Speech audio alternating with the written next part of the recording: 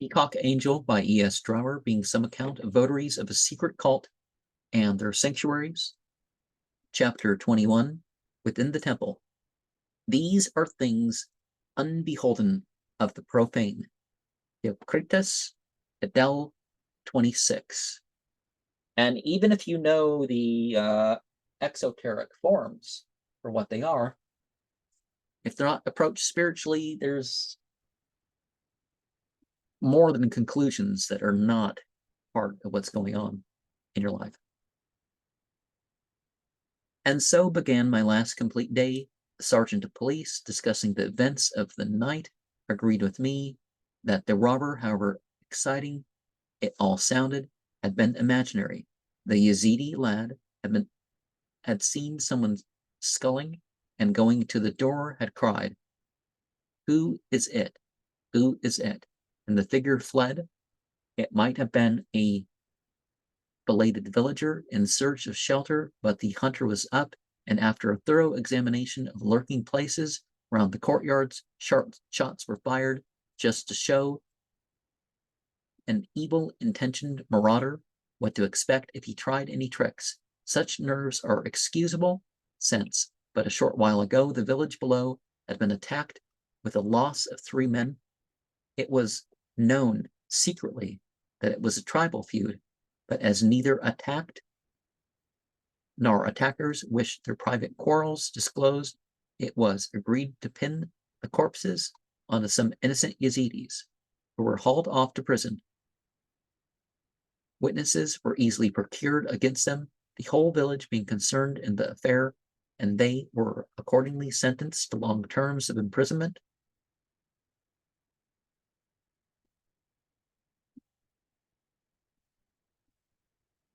On the previous day, I had intimated to the fakir on the morrow I should visit the temple of Sheikh Adib, and when I set out to do so, he was ready for me. I removed my shoes some distance from the doorway and offered to take off my stockings as well, but he assured me it was not necessary. So carefully stepping over the broad and high threshold stone, smoothened by many kisses, I stepped to the darkness of the temple. And talked about this story before. Those are pomegranate or palm tops, carved in the design of the pillars. It's like there's 2 suns in between, I guess, the circle and the dot sort of thing. An archway. So it's a double doorway with arches, and there's a triangle up top. I'm not sure significance of any of the designs other than that snake kind of bent left, a bent right, bent left, bent right, a bent left, bent right, and then it kind of angles a little bit and has its tongue point left. So 4 on one side, 3 on the other. It is curious that the feeling of holy ground, which is so strong in the leafy valley and on the flower-grown hillside, departs as one enters the chill of the temple itself. To begin with, to our eyes it looks uncared for, and the greasy droppings of olive oil and the dirt on the floor impress a Western visitor unfavorably. It is exceedingly dark. The only light comes from small piercings in the thick southern wall. Petroleum tins are placed on the ground beneath the 4-lipped iron lamps to catch the drippings. The building is divided into 2 parallel naves. The tombs of Sheikh Adda and Sheikh Hassan al-Basri are in chapels off the north nave, that of Sheikh Adda being surmounted by a domed roof set on squinch arches. The walls partially covered with tiles, discolored with damp and time, and partially fallen. Part of the plaster and masonry in this chapel lie on the ground. In fact, the place bears a look of neglect and decay. An Arabic inscription at the entrance of the mausoleum has been set in sideways, as if the mason had not known how to read, and there is paucity of decoration. The tomb itself is covered with pieces of silk, red and green, faded and dusty. These pieces were knotted, and as we stood by the tomb, Jadon and the fakir kissed the knots devoutly. A door in the chapel led to Hassan al-Basri's tomb, and this too was covered with pieces of knotted silk, like those on Sheikh Adi's. According to Alfe, Sheikh Hassan al-Basri is the name chosen by the Yazidis to cloak the name of their legendary Sheikh Sin, who, he says, they claim was called into being by God before the angel Gabriel. Thus, Sheikh Sin created a child for himself, two ends, kind of like the Egyptian word for mistake, as he was too pure to take a woman to wife. The descendants of Sheikh Hassan al-Basri are looked upon as especially holy, and the arts of reading and writing were at one time confined to this family of sheikhs. A sheikh of the clan should be present at every marriage. Sophie Journal of Antiquities 27, Siri, in view of the reverence shown by the Yazidis to the planets and the frequency with which the sun disk and moon are represented at Sheikh Ada, it has occurred to me that Sheikh Sin is perhaps none other than the moon god Sin, who figures much in Manda'an legend. Returning to the northern nave again, I looked for the door which led down into the crypt, but it was carefully covered up, although another door through which I passed later was left free. On the south wall, besides the small apertures for light mentioned above, there has been a door with a decorated arch, now closed in. Also, 3 arched niches. At the west end of the temple, to the right of the door, as one enters, is a cistern in the floor, a meter or more deep. When the temple was a church, this could have been an immersion basin. Now it was used, according to the fakir, for washing. However, knowing his secretive fanaticism, I accepted the information with skepticism. Returning to the east end, I asked to go below the temple, and without a word, the fakir opened the door I had already seen at the east end. Not that which was concealed. This led out to steps, at the bottom of which we entered partially roofed-in passage, which runs along the foundations of the whole of the south side of the building described in chapter 15. A flagged path here opens at intervals to show water swiftly descending the slope in a shallow stone bed. I stopped dead and said to the fakir, "But this is not what I asked to see." The fakir showed signs of agitation. There is nothing else, by Allah, there is nothing else. I said to him, when I came here, I brought with me a message from the mirror to say that I was to see everything. Now you conceal from me just that which I am anxious to see. Have we not shown you everything? Khatun, you have seen all the shrines, all. You have gone everywhere. You have seen everything. Listen, I said to him, I'm not asking a new thing. When Miss Bell came here, she saw the crypt, which is below the temple, that which is partially cavern and partially building. Down the middle, water runs, and it is wholly dark. The fakir mumbled, You have seen everything.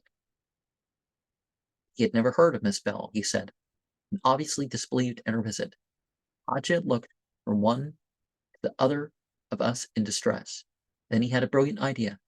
I will show you, Khatun, he announced, with the air of one stepping into the breach. Come. We retraced our footsteps a little along the covered way, and at the wall he opened a door. Once more I removed my shoes, though the low dark entrance was greasy with ancient oil droppings. Perhaps, I thought hopefully, this is a side entrance to the crypt. A sharp turn brought us into a chamber, partially filled with water, used as a storeroom for jars of oil.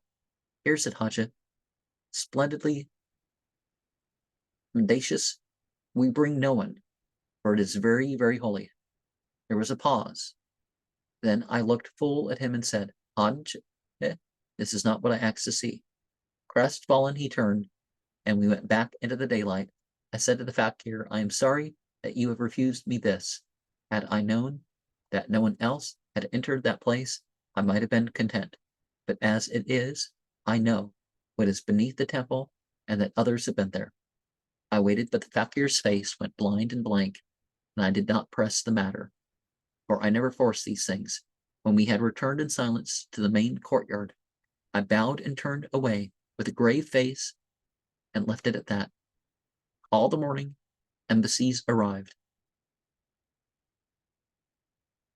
First, it was Mehmet, the chatterbox, with her baby Baran in her arms, seriously concerned and thinking, no doubt, that the silk material I'd promised her was in jeopardy. Why is the Khatun angry? They say that the Khatun is angry. I'm not angry, Mehmet, only sorry that they will not do what I've asked, and more, that they have denied to me, their friend, that such a place exists. Jadon, also troubled, arrived also as an ambassador and met with a similar explanation. Haji hung about the guest room, genuinely regretful, for he was a kindly lad. Jadon remarked that if the Shawish had been there, voila, this would not have happened, which was possibly true. The Mir will not be pleased when he hears of this, he added ruefully, but the fakir remained obdurate as a rock to all obdurate as a rock to all parlors.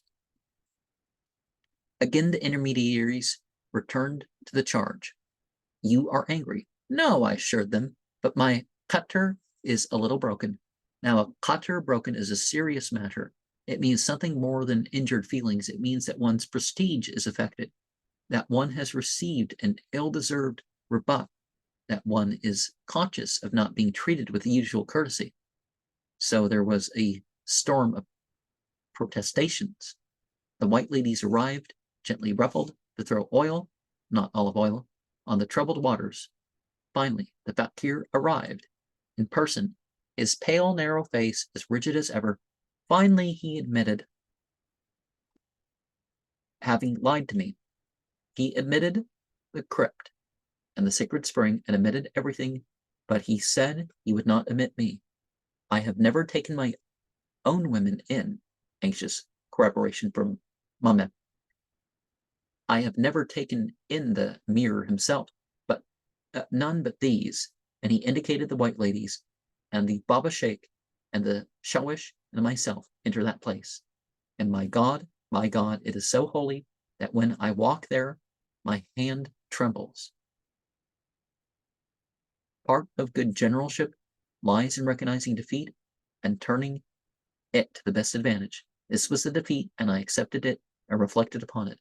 In the afternoon, Haji and I went up the mountain on the north side of the valley and walked on the plateau, yellow with hawkweed and scarlet and ranunculus.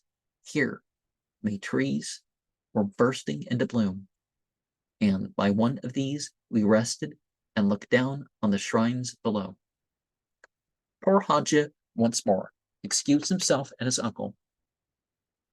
None, not even Yazidis, he said, are ever allowed to enter that place, and declared again that neither he nor the fakir's own wife had ever set foot in it. I remembered that in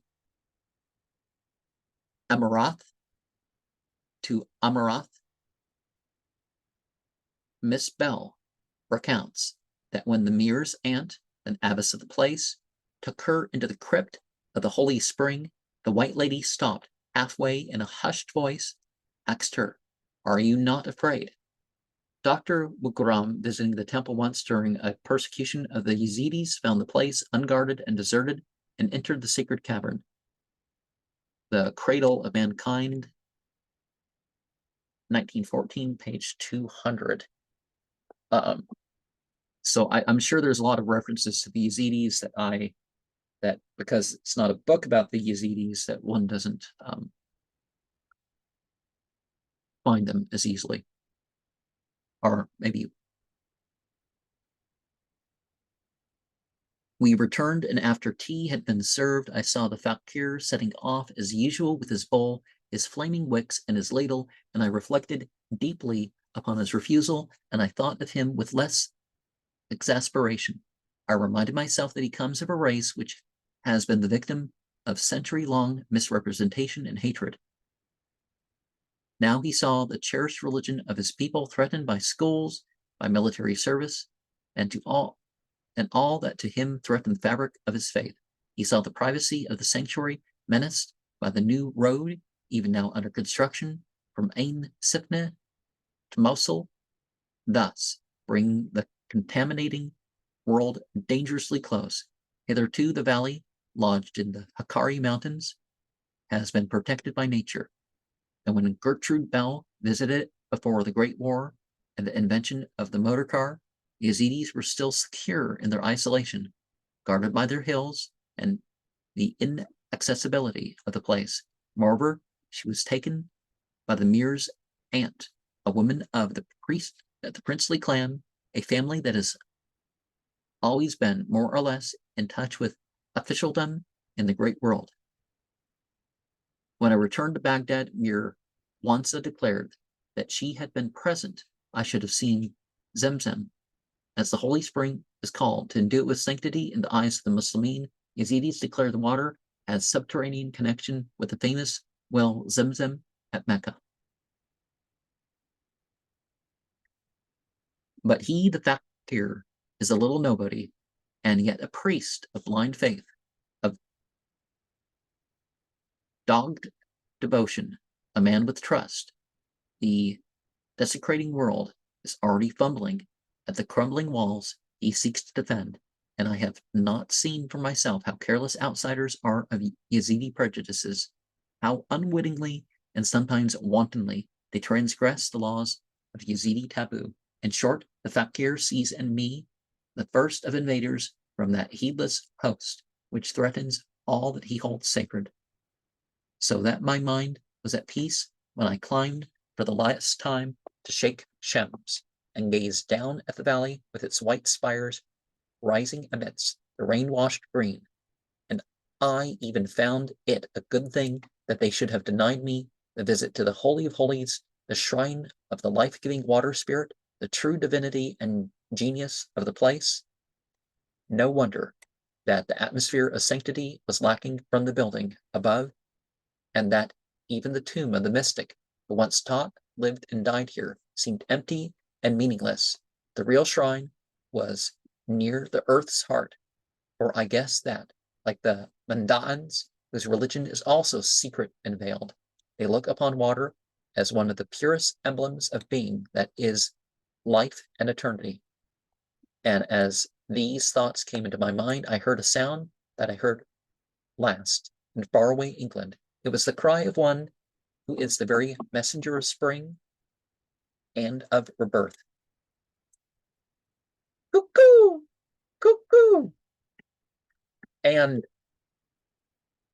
I think of how the governor names the 91 or 92, depending on if you admit that in the middle of the 22nd author, there's two in one spot. Well, I mean, there's two, there's a 65th name, two options for the 65th name. So that makes me think of 91 days on average per season, but plus one, some of them, right? So it starts in water and ends in water. They have 21 and other such things. And we think of some of the Egyptian stuff that was later used by the later Egyptian dynasties, and there's no evidence in the earliest periods of certain places being tombs, but then they were tombs, or they were thought of tombs later.